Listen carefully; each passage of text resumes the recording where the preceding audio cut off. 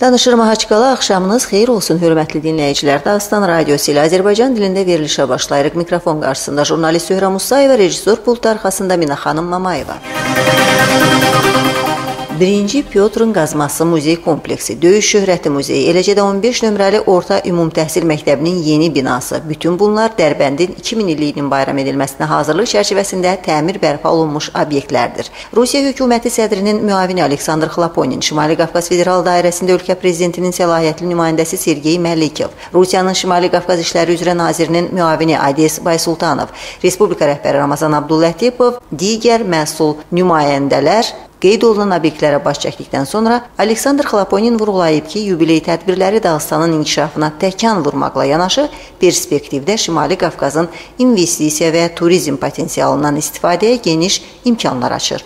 O, özünün əvvəlki səfərindən sonra şəhərdə nəzərə çarpacaq dəyişikliyin müşahidə olunduğunu qeyd etdi. Mədəni irsimiz olan Dərbənd şəhəri ölkənin müxtəlif nöqtələrindən adamların qonaq olacağı turizm mərkəzinə çevrilməyə layiqdir. Ölkə prezidenti Vladimir Putin və hökumət sədri Dmitri Medvedev tərəfindən Dərbəndin 2000 illik yubileyi çərçivəsində tətbiq edilən tədbirlərin 2018-ci ilədək davamı barədə qərar qəbul edilib. Beləliklə, biz hamılıqla sentyabr ayının 19-da bayramı qeyd etdikdən sonra şəhərin inkişafı istiqamətində işi davam etdirəcəyik.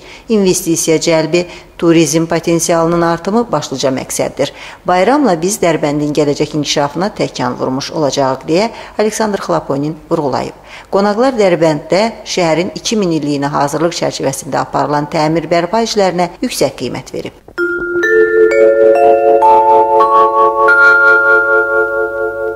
Narınqala istehkamının işıqlandırılması üzrə işlər başa çatdırılıb, sistem artıq istismara verilib. Respublikanın Energetika Agentliyindən verilən məlumata əsasən müxtəlif rənglər vasitəsilə bədii işıqlandırma nəticəsində Narınqala istehkamını 40 kilometrlik məsafədən müşahidə etmək mümkün olacaq. Mahaçqalada Müsəlman birliyinin möhkəmləndirilməsində beynəlxalq təcrübə, müasir metod və formalar başlıqlı beynəlxalq ilahiyyat konfransı davam edir. Tədbirdə müsəlman alimləri, Ümumdünya İttifaqının nümayəndələri iştirak edir. Konfransda müasir dövrümüzdə müsəlman ümmasının üzləşdiyi çətinliklər barədə söhbət açılır. Çıxışlarda ərəb aləmində İslam adı altında baş verən hadisələrin müqəddəs imana aidiyyəti olmadığı qeyd olunub. Dinimiz əfv etmə və mərhəmət dinidir. Terrorçuların şəriət adı ilə həyata keçirdiyi bir çox qərarlar dinimizə zidd gedir. Bir daha xatırladaq ki, tədbirin keçirilməsində başlıca məqsəd ekstremizm ideologiyasına və cəhalətə qarşı istiqamətlənən tədbirləri müzakirə etmək, Dağıstanda ekstremizm ideologiyasına qarşı yönəldilən məqsədli tədbirlərdə tanınmış beynəlxalq ilahiyyatçilərin potensialından istifadə etməkdir. Mahaçqalada Dostluq evində Respublikanın sosial-iqtisadi inkişaf problemləri və vergi potensialı müzakirə olunub. Respublika rəhbərinin məşvərətçisi Denqa Xalidov, hökumət sədrinin müavini Məhəmməd İsayev və digər məsul şəxslərin keçirdiyi bu görüşdə bir sıra ənənəvi artım nöqtələrində region iqtisadiyyatında mövcud problemlər ətrafında söhbət aparılıb. Qeyd olunub ki, ilk növbədə bu biznesdə əksər hissənin kölgədə qaldığı ilə əlaqədardır.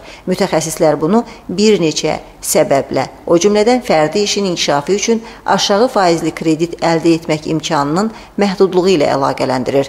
İnşaat istehsalından vergi həcmlərinin aşağı olduğunu isə dövlət hakimiyyəti orqanları və şəhərsalma qanunvericiliyinə riayət üzrə nəzarət edici strukturlar tərəfindən zəif nəzarət aparıldığı ilə bağlıdır.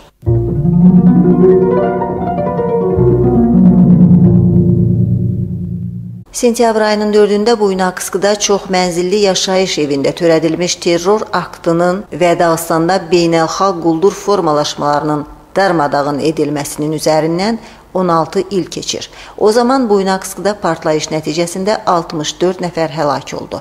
Buynaqsıda matəm mitingi keçirilib və terror aktı qurbanları xatirəsinə ucaldılmış memorial önünə tər çiçək dəstələri qoyulub. Xatırladaq ki, 1999-cu il sentyabr ayının 4-də 2700 kiloqram partladıcı qurğu yerləşdirilmiş Qaz 52 yük maşını hərbi şəhərcikdə Rusiya Müdafiə Nazirliyinin 136-cı moto atıcı briqada hərbçilərinin yaşadığı Levanevsk küçəsindəki 3 nömrəli 5 mərtəbəli evin yanında partladılmışdı. Faciə nəticəsində 62 nəfər həlak oldu ki, onlardan 23 uşaqlar idi. 146 nəfər isə müxtəlif bədən xəsarəti aldı. O zaman 2 nömrəli şəhər məktəbinə böyük itki üz verdi. Evin dağıntıları altından 11 nəfər şagird çıxarıldı. Şəhər sakinləri digər partladıcı qurğunun vaxtında aşkar edə bildi və 2,5 ton partladıcı maddə yüklənmiş avtomobildə artıq işə salınmış mexanizmi partlayışa 15 dəqiqə qalmış zərərsizləşdirmək mümkün oldu. O zaman Rusiya Federasiyasının hökumət sədri olan Vladimir Putin Fövqəladə Hallar naziri Sergey Shoygunun rəhbərliyi altında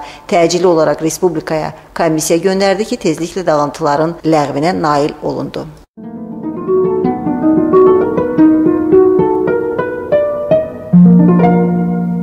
Dağıstanın Kənd Təsərrüfatı Nazirliyində ailə heyvandarlıq fermalarının dəstəklənməsi proqramına əsasən qrant ayrılması üzrə müsabiqəyə yekun vurulub. Cari ildə müsabiqədə iştiraka 48 sifariş verilmişdi. 33 ailə ferması qalib sayılıb. Verilən məlumata əsasən bu ailə heyvandarlıq fermalarının dəstəklənməsinə qrantların verilməsi barədə razılıq imzalanıb. Hazırda fermerlərin hesabına vəsait köçürmə prosesi davam edir. Qrantın maksimal məbləği 5 milyon rubuldur. Ümumiyyətlə isə ailə fermalarının dəstəklənməsi cari ildə 136 milyon rubl vəsaiti həcmində gözlənir.